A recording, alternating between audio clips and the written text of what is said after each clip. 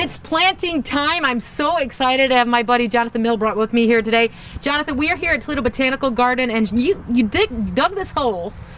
Yeah, this, you know, the key to planting is not installing the plant too deep or too shallow. Okay. You got to get it just right. So, you know, you want the top of the roots, you know, level with the surrounding soil surface. All right, so you dug this hole. So, yeah. And this is about where we are, almost to the top of that shovel, the spade. Exactly. Now, how tall do we need to make it? Put that down? So we can just kind of test before we take the plant out of the container and just see. And we, you know, this is actually just a tad too deep, actually, because you can still see the top of the surrounding soil. Again, you kind of need to look out at your landscape bed and see the rest of the surrounding soil. So we need to fill back in a little bit right here, about a little bit. How about that? And that might do it because it was just slightly.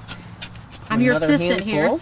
Wow, there you go. Oh no, I got the gloves on here for safety. So, so let's test it again, and you know that looks really good actually. So. Now that we're going to take the plant out. What kind of plant is this? Now this is a foxglove, so this is a biennial, and we're planting it amongst the daffodils that are coming up here. So you kind of want to look at your root ball here and kind of break it up a little bit, just teasing the roots. That way that promotes branching of the roots to really branch out into the soil and anchor the plant down better. So that way the plant can get more established as those roots branch out. Press your finger right along that edge all around. That's all you did. That was easy. This one I can do with my finger. Other plants might be a little more root bound, so you might need it like a soil knife to actually cut, and that's okay if you need to. And you kind of want to take a little bit off the top of the root ball off, just looking for the top of the roots, just to make sure it wasn't planted too deep in the container. Like the crown. Exactly, yeah, that crown of the plant needs to be level with the surrounding soil surface. So we're gonna go ahead and put that in, and it looks like we can just add a little bit more soil. Wow, still got it a little too deep. Now that we cut some of the root ball off, it made it a little more shallow, and you know that looks really good. So we'll go ahead and fill it in.